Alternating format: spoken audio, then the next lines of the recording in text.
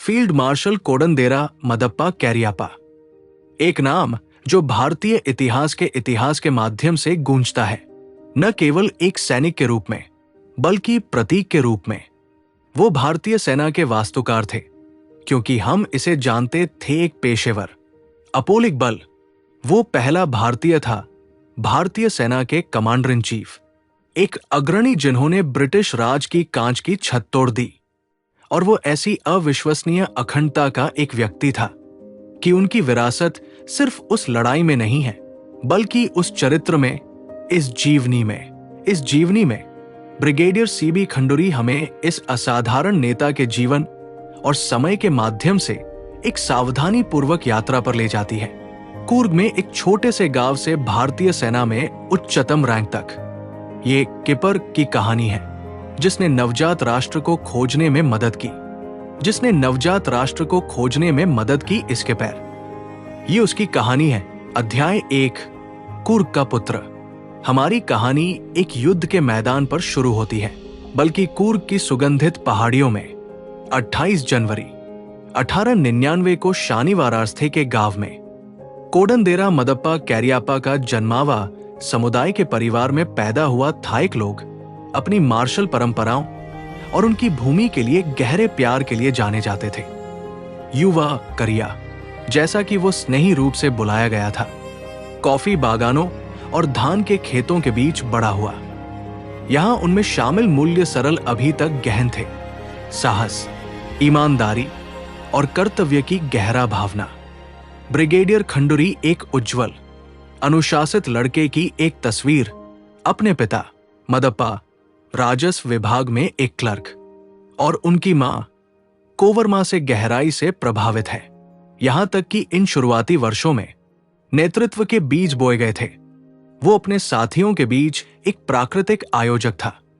उसके चरित्र को कूर्ग के प्राचीन वातावरण में जाली बनाकर एक चरित्र जो पूरे जीवन में अनियंत्रित रहेगा। अध्याय 2, एक अधिकारी का निर्माण। चेम्सफोर्ड से डेली तक। दुनिया युद्ध में थी और भारत में एक युवक की महत्वाकांक्षा सेना की ओर बढ़ रही थी, अपने पिता की इच्छाओं के खिलाफ, जिन्होंने उनके लिए सिविल सेवा करियर की कल्पना की। कैरियाप्पा राजा की कमीशन परीक्षा के लिए बैठे। उनकी सफलता ने उन्हें डेली कॉलेज, इंदौर और बाद में प्रतिष्ठित रॉयल मिलिट्री कॉलेज सैंडेहर्स्ट में एक जगह अर्जित की। 1919 में कैडेट कैरियाप्पा इंग्लैंड में पहुंचे पहले भारतीयों में से एक सैंडेहर्स्ट में प्रशिक्षित किया जाएगा। खंडूरी ने उन चुनौतियों का वर्णन किया: विदेशी जलवायु, जटिल सामाजिक कोड और सूक्ष्म और कभी कभी नहीं जैसे सूक्ष्म पूर्वाग्रह।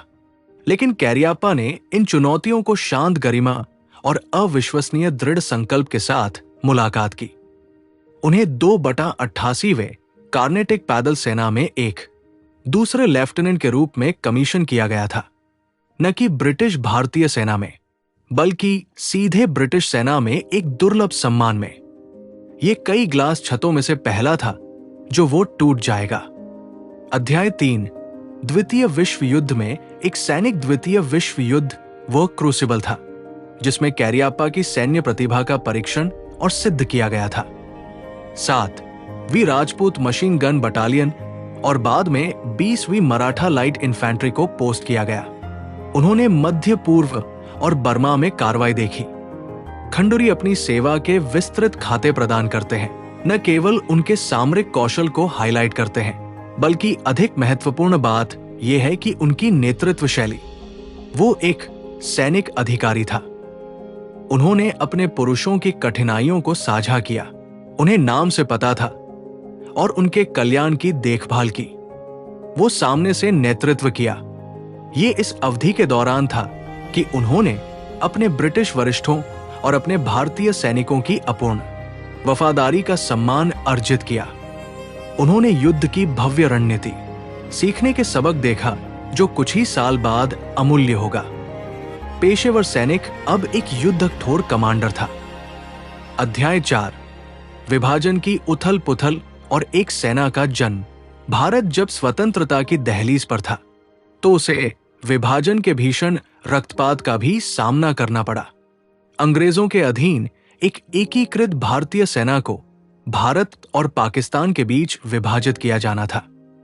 ये एक अत्यंत जटिल और भावनात्मक भार वाला कार्य था। करियप्पा को सशस्त्र सेना पुनर्गठन समिति का अध्यक्ष नियुक्त किया गया। खंडूरी ने करियप्पा के सामने आई लगभग असंभव चुनौती का विस्तार से वर्णन किया है। इकाइयों, रेजिमेंटों, उपकरणों और यहां तक कि पुस्तकालयों को भी निष्पक्षता के साथ विभाजित करना। ये एक अकृतज्ञ कार्य था जिसे भारी दबाव में किया गया, लेकिन उनके सावधानी पूर्वक और न्यायपूर्ण दृष्टिकोण ने इस प्रक्रिया को और भी अधिक अराजकता में बदलने से रोक दिया।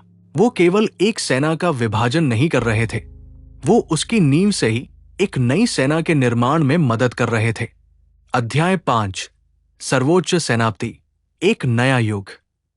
15 जनवरी 1949 भारतीय सैन्य इतिहास में स्वर्णिम अक्षरों में अंकित एक तिथि।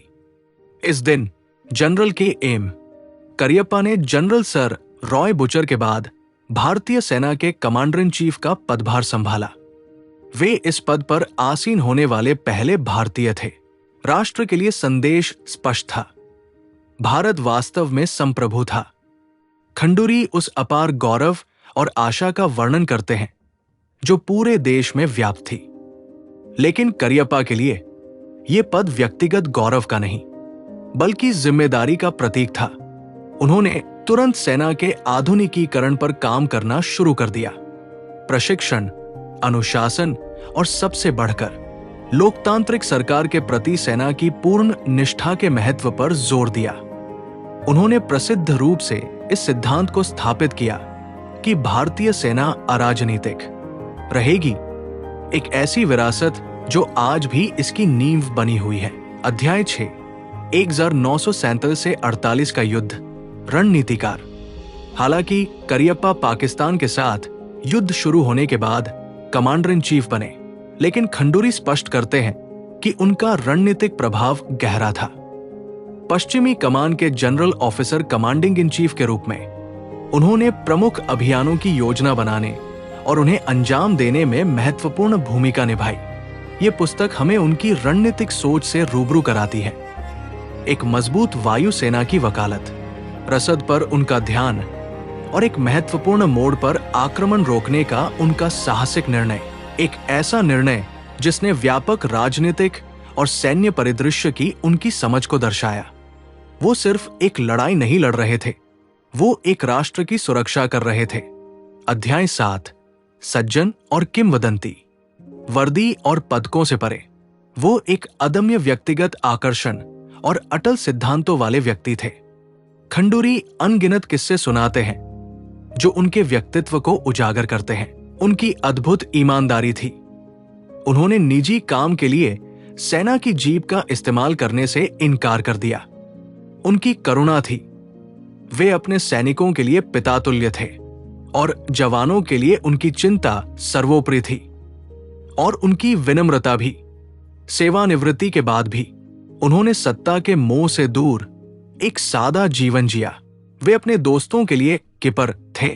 ये नाम उन्हें उनके ब्रिटिश सहयोगियों ने दिया था और ये नाम जीवन भर उनके साथ रहा, जो उनके द्वारा पोषित सौहार्द का प्रमाण है। अध्याय 8, फील्ड मार्शल, सेवामय जीवन की पराकाष्ठा।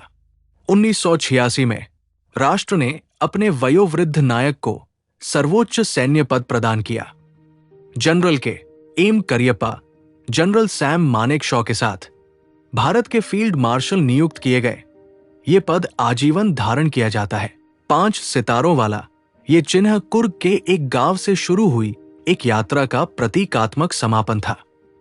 ये राष्ट्र द्वारा अपने पहले भारतीय कमांडर इन चीफ को धन्यवाद कहने का एक तरीका था। खंडूरी इस समारोह का गर्व से वर्णन करते हैं और कहते हैं कि 80 वर्ष की आयु में भी करियप्पा का व्यवहार परेड में शामिल एक सैनिक जैसा था। उपसंहार, विरासत अमर है। फील्ड मार्शल के एम करियप्पा का 15 मई 1993 को 94 वर्ष की आयु में निधन हो गया। लेकिन जैसा कि ब्रिगेडियर खंडूरी ने निष्कर्ष निकाला है, उनकी विरासत अमर है। ये तिरंगे को सलामी देने वाले प्रत्येक सैनिक के अनुशासन में जीवित है। ये भारतीय सेना के मूल मूल्यों, कर्तव्य, सम्मान, देश में जीवित है। वे एक सैन्य नेता से कहीं बढ़कर थे। वे एक राष्ट्र निर्माता थे। उन्होंने युवा भारत को दिखाया कि साहस के साथ नेतृत्व करना, निष्पक्षता से प्रशासन करना और ईमानदारी से जीना क्या होता है। उनका अंतिम संदेश, जो अक्सर दोहराया जाता है, आज भी उतना ही सत्य है जितना पहले था। जो सेना अनुशासित नहीं है, वो एक भीड़ है।